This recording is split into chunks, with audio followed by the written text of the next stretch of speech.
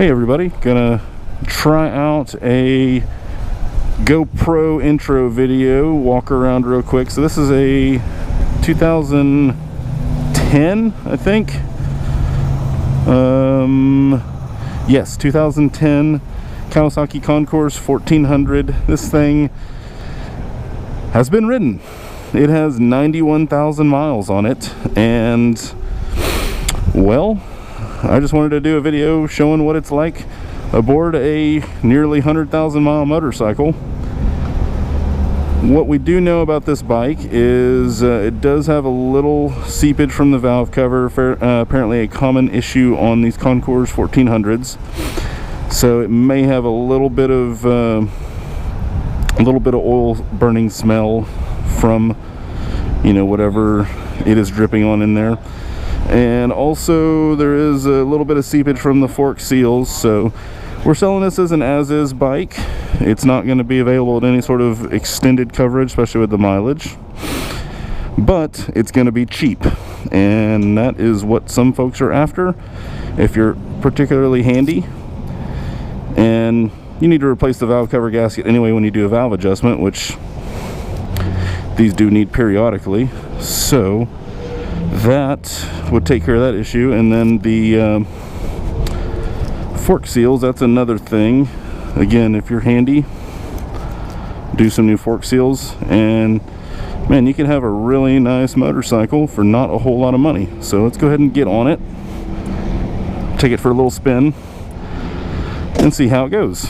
So this has the keyless ignition system, so you push the switch there, turn it to the middle position, you see everything lights up, and there we go. Oh, it's got tire pressure monitors, so hopefully those are at an appropriate level. So yeah, you see the engine stone cold. I just now started this thing afresh, and let's see, my key thing is in there. Adjust my mirrors real quick.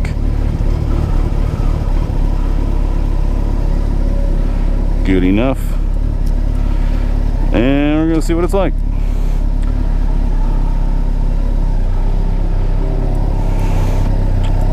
So Kawasaki introduced the Concours 1400, I think it was the 2008, might have been 2007 model year. Replaced the very, very venerable, aka long in the tooth, Concours 1000. My dad had one of those. Good motorcycles. Are just, you know, they've been around since the mid 80s, and it was time for an update. So that's what they did. It was very much a great competitor to the Yamaha FJR 1300, of which I owned a 2005 model and absolutely love that bike. Get the screen up.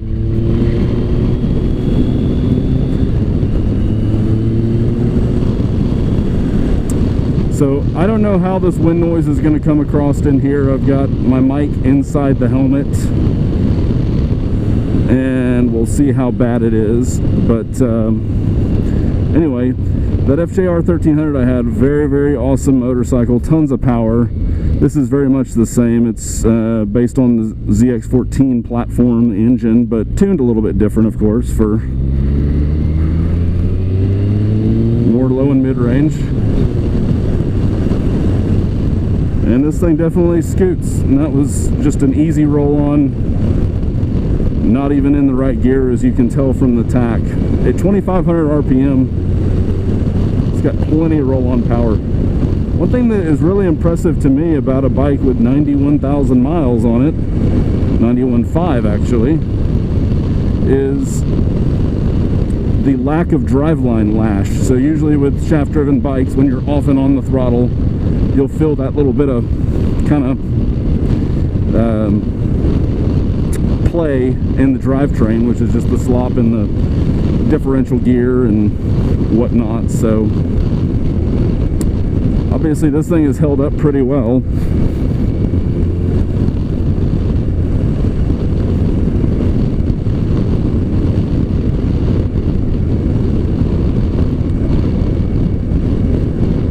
Yeah, can't really complain too much about this bike so far. Everything on it seems to be...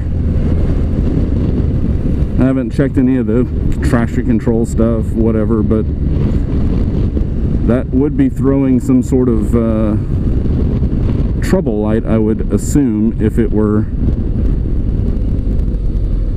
having some sort of fault. So brakes work good, no pulsation in the lever or the brake pedal.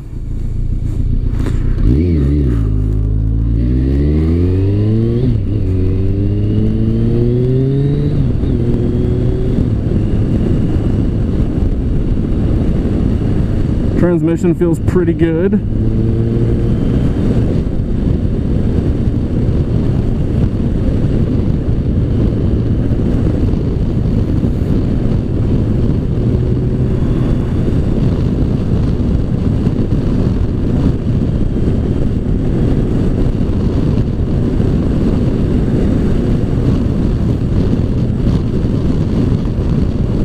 Thing rides really nice, smooth. Going over those railroad tracks was not too bad at all. So I'm going to turn around here. I don't want to make this video too long, and I'm not very good at editing, so the whole idea here is to not have to do a bunch of stuff to the video. I can just one and done it up onto the YouTube. So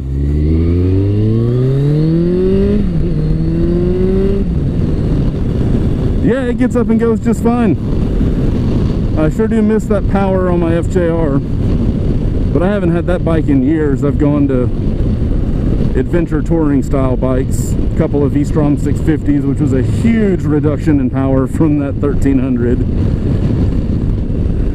and then ended up back on a BMW R1200 GS, which was very, very powerful, and now I'm on a Honda Africa Twin. Anyway, but yeah, the bike seems a-okay, other than the things that I mentioned at the beginning of the video. And I'm just starting to smell a little bit of oil, but I think it's a real slow seeping type of a thing out of the valve cover gasket.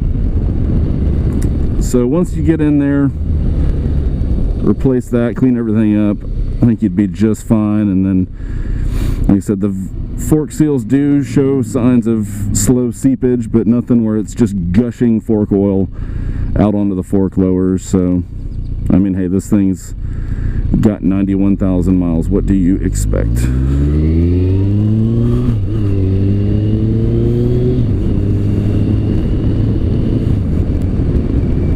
Alright, so as we head back to the dealership, I'm gonna have to say I'm pretty impressed with this bike having this many miles, but that's kind of typical of Japanese motorcycles. They're built for longevity with a minimum amount of tinkering and having to do things to them. And you got to figure one that's made it this far without really any major issues is pretty solid sound motorcycle. So that's the other thing. Not necessarily to be afraid of something with a lot of miles. That means it's dutifully put in a lot of good service for the previous owner or owners. I believe this guy was the original owner. He's one of those type of people that rides and rides and rides. And what he replaced this thing with was the new Kawasaki Ninja H2 SX. So they're supercharged 1000cc, almost 200 horsepower, and kind of a sport touring platform. You can get saddlebags for them, a little bit more upright riding position than your typical sport bike or the original H2 version.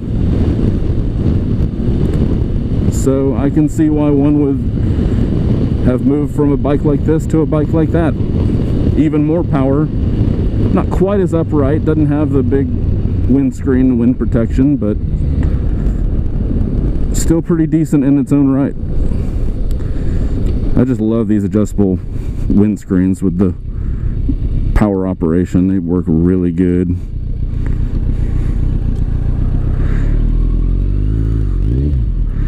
I'm gonna wait.